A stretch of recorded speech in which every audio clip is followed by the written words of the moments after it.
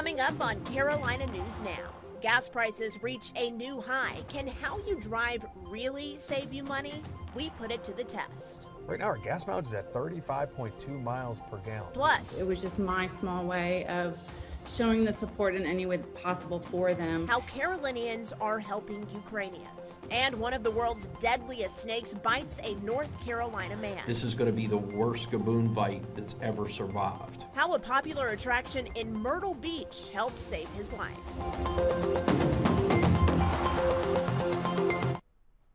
Welcome to Carolina News Now. I'm Maddie Gardner, and it is so great to be back with you guys. Of course, Carolina News Now is powered by 6 television stations across both North and South Carolina, and we're here to get you caught up on anything that you may have missed this week. And as you heard, we have a lot to get to this week. But first, we want to get a check of the weekend weather forecast, and for that, we turn to meteorologist Rachel Coulter. I'm WBTV meteorologist Rachel Coulter, and we have a pretty active weekend ahead of us. All of the Carolinas going to see first that likelihood of rain and even some thunderstorm activity with some mountain snow, and then eventually much cooler temperatures. So walking through your weekend forecast, I've zoomed this out to show you the entire look of South Carolina and North Carolina. This is 5 p.m. on Friday. You can start to see the showers building into the region. As we work our way through time, we'll actually catch a quick break until the overnight period when we're going to see an additional round of rain and storms move through. We could even see some strong to severe storms in central and southeastern portions of the Carolinas, where damaging wind gusts would be the main concern, but an isolated tornado certainly cannot be ruled out, especially a little bit farther closer to the east coastline. You can see temperatures at this point in the 20s in the mountains, and this is why there's likelihood that transition from rain over to snow Saturday morning. We could see some lingering snowfall as we work our way into the midday and afternoon hours on Saturday. By Sunday, we're going to be much colder, likely starting off there in the 20s in the Charlotte area in the early morning hours of your Sunday, even below freezing along the coastline. At least it'll be sunny and dry for the second half of the weekend. Rachel, thank you so much. Some big changes that we will certainly keep you updated on. Another thing that we've been talking about all week long now is gas prices. They hit a record national average of $4.32 this week. A lot of pain being felt at the pump. And as a result of inflation and the crisis of Russia's invasion in Ukraine, we are starting to see those gas prices tick even higher. And you know, we've all heard about the tips to conserve gas, whether it's to go easy when you accelerate or to go easy on the brakes. We've heard it all, but do they actually work? Jamie Bull went behind the wheel to test it out for us.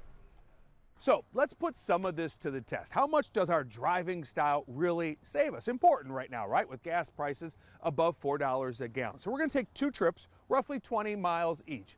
In one of those, we're going to just drive normally like you probably do on your daily commute. The second time around, though, we're going to do it a little differently. We're going to use our cruise control whenever we can. We're going to go really easy up to a red light and then really easy on the accelerator when we hit the green light at that time. And just see how much of a difference it really makes in miles per gallon, and in the bottom line, how much it really saves you in the end.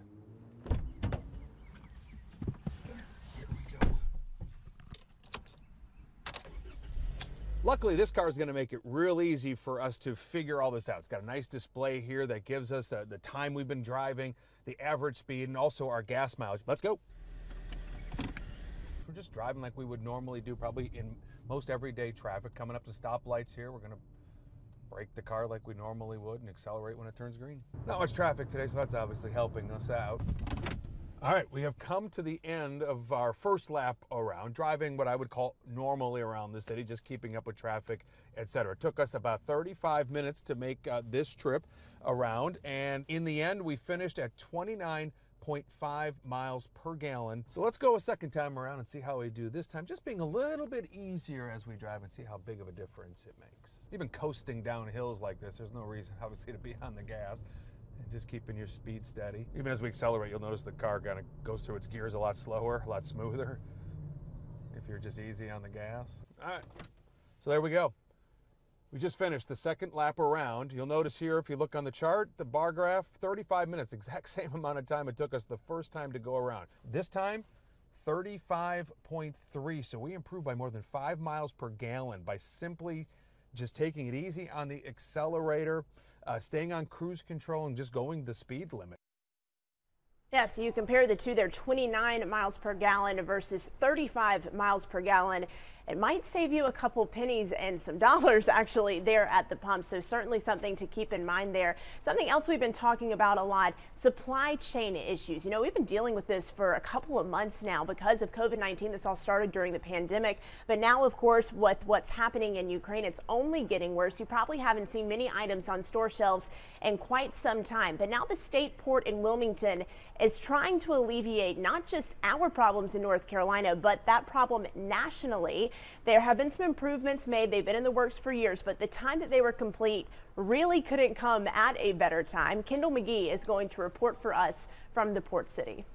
The state port in Wilmington is playing a huge part in tackling the ongoing supply chain issues. New improvements have been in the works for years now, but their completion couldn't have come at a better time.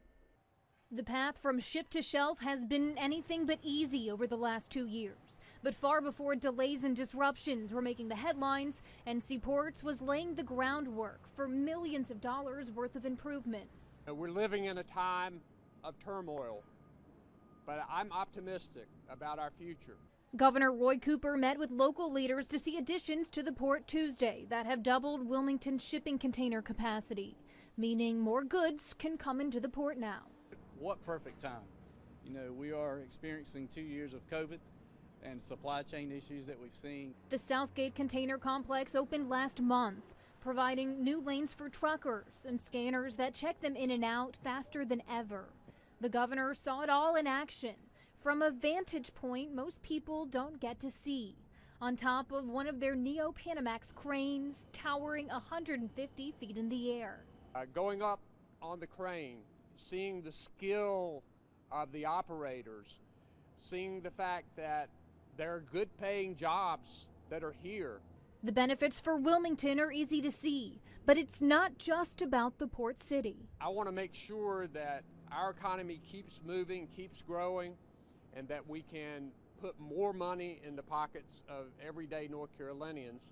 And this port helps us do that. Raising the bar and opening the gateway of goods to an economy in desperate need.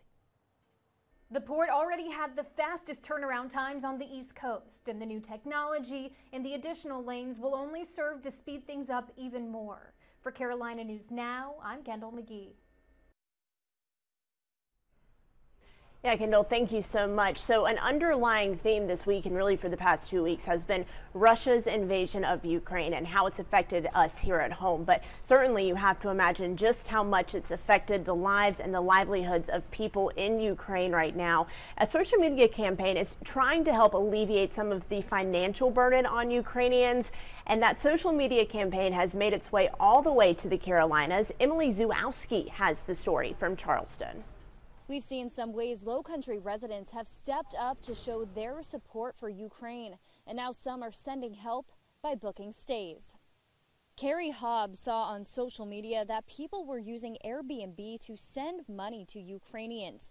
She decided that was a great way to help. She logged on to Airbnb, searched Ukraine as her destination, and chose to book at a small home. She told the owner she wouldn't be coming, but she would love to visit one day. It was just my small way of showing the support in any way possible for them. And she wrote back and saying how appreciative she was and thank you, and that she is awaiting for visitors to come back to her country. Hobbs told Stephen Cheney, who booked 3 nights in a town outside of Kyiv. Within an hour, he received a heartwarming note back from the owner saying his $66 would go a long way. So he said, yeah, going to use the money in our neighborhood. We give it to food, clothing, to help the kids around the neighborhood, and it's really appreciated. Airbnb is waiving fees in Ukraine, so 100% of that money goes right to the hosts. Reporting on Johns Island, Emily Zuowski, Live 5 News. Emily, thank you so much. A lot of people are trying not to just help Ukrainians, but understand what they are going through right now. Students at East Carolina University actually took some time off from their spring break this week to meet with Ukrainian students on Zoom and hear what life has been like for them during this conflict. Many said they appreciated the first-hand accounts of their hardship. and it's really depressing. I haven't seen my father for a week because he joined territorial defense, some military unit, and I have seen my mother crying a lot, and we are undergoing really difficult times right now. So for me, like I know, I believe we are gonna win. We are gonna be happy one day, but like for now, all the plans I've been making for the future, for the next week, for the next summer, it all doesn't matter. And those students said that the best thing you can do to help them right now is to do your research, learn the history of the conflict, where this is all coming from, but also to research and help out charities that are helping Ukrainians right now. When we come back, a popular Myrtle Beach attraction was able to save a man's life, at least help save a man's life, after he was bitten by a venomous snake. And what happens when a microphone goes out before an inaugural soccer match with a record crowd in Charlotte, and the national anthem is about to be sung. You are going to hear about it coming up on Carolina News Now, plus another check of your forecast. So stick around. We'll be back in 45 seconds.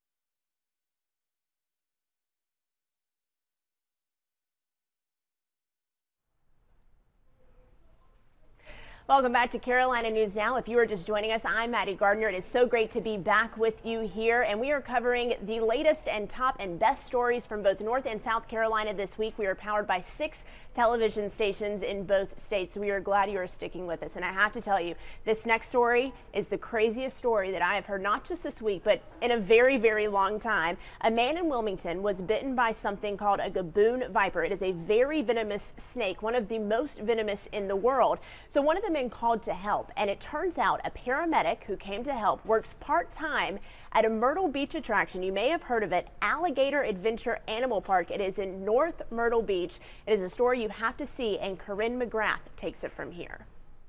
Anti-venom medication isn't used very often, but thankfully Alligator Adventure had exactly what was needed to treat this snake bite.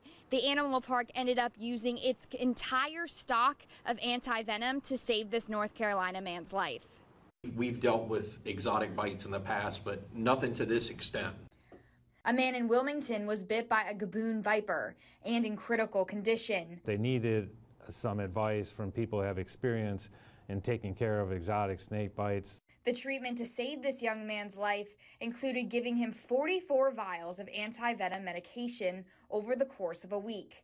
It's the most that Dr. Lark has ever administered to a patient, ultimately leading to the man's survival. He's truly a miracle. To be alive and as functional as he is truly a miraculous outcome. This is going to be the worst gaboon bite that's ever survived. The patient spent months in the hospital recovering and going through physical therapy, but he has made a full recovery.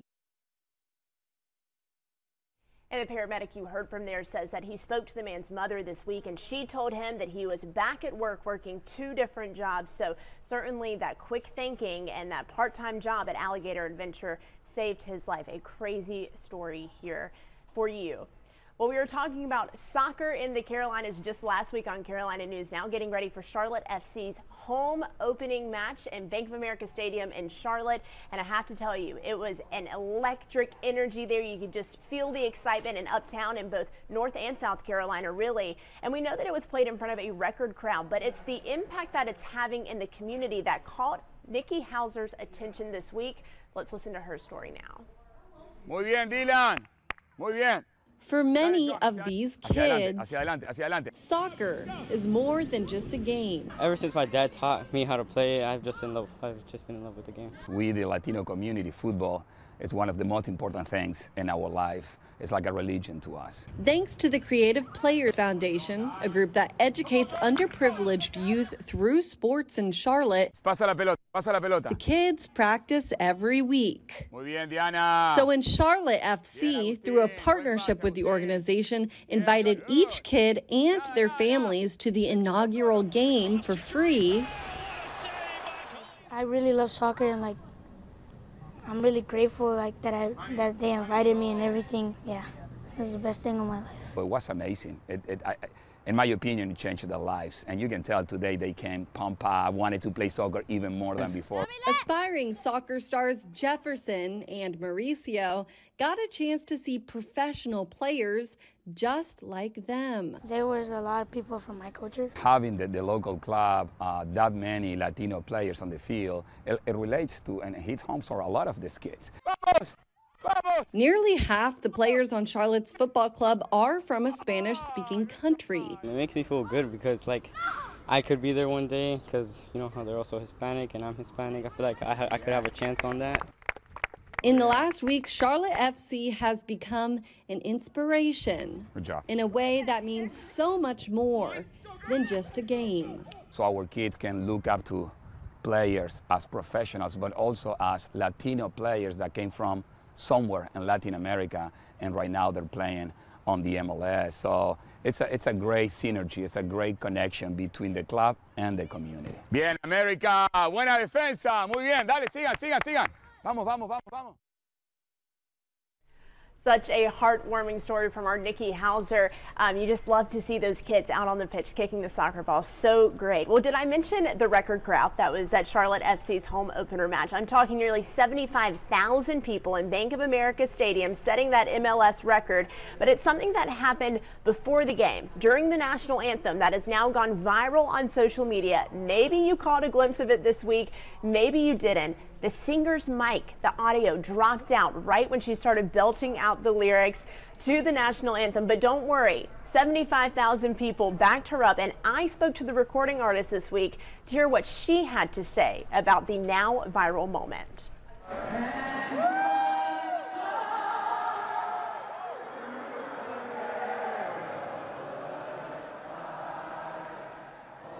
Oh, say can you see the moment a technical problem happens in front of a record-breaking crowd in Charlotte.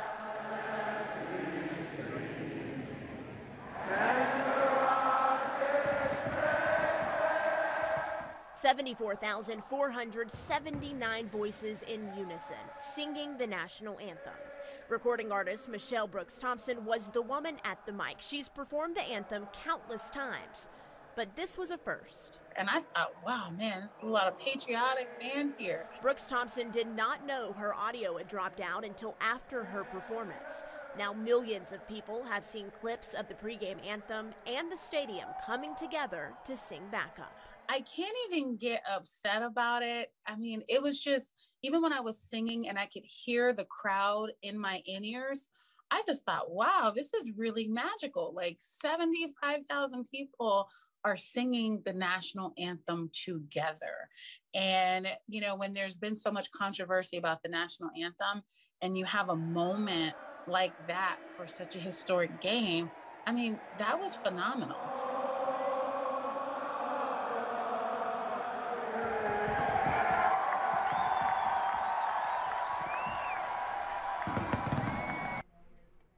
And I did ask Michelle Brooks Thompson if she thinks she's going to get a redemption round at singing the national anthem at a Charlotte FC match. She says she surely hopes so. She does believe she'll be back to Charlotte, to Bank of America Stadium, if not for a soccer match, at least for a Carolina Panthers football game. But she did say she hopes she doesn't get a bill for her powerful voice breaking the audio system there. Such a great story. I cannot believe our time is almost up here on Carolina News Now. I hope that you've gotten caught up on some important stories, learned something, but also had some fun along the way. We're not going to let you go just yet. We want to check in with meteorologist Rachel Coulter one more time for the weekend weather outlook.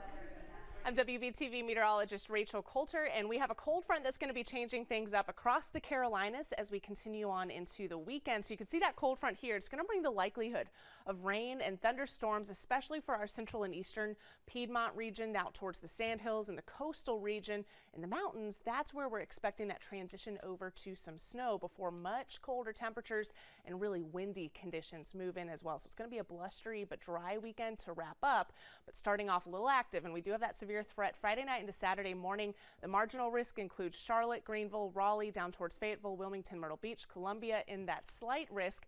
Carrying on to the day on Saturday as that cold front continues to make progress towards the east coastline. Fayetteville, Wilmington, Myrtle Beach, Elizabeth City, and even Raleigh included in that slight risk for severe weather, damaging wind gusts and also that potential for a tornado. Those would be the main concerns with this event. And then behind all of this, it's going to be windy and it is going to be cold, even though we'll start off in the 50s and the 60s. Look at your forecast wind chills by 3 p.m. Saturday, feeling like the single digits in the mountains, 30s in Charlotte, 40s and 50s along the coast until 8 o'clock on Saturday. And you can see how cold it will be for any outdoor plans that you have, not only Saturday evening, that carries on into the morning hours of your Sunday, where it could feel like the teens even heading out the door in the Charlotte metro area. So bundle up for the second half of the weekend. Rachel, thank you so much. Yes, a lot of weather changes going on, so we're glad to get that weekend weather forecast. I'm so glad that you joined us on Carolina News Now to get you caught up on the stories from both North and South Carolina. Once again, we are powered by 6 television stations, and we hope that you'll join us every single week. Thank you so much for watching. Once again, I'm Maddie Gardner. Have a wonderful weekend.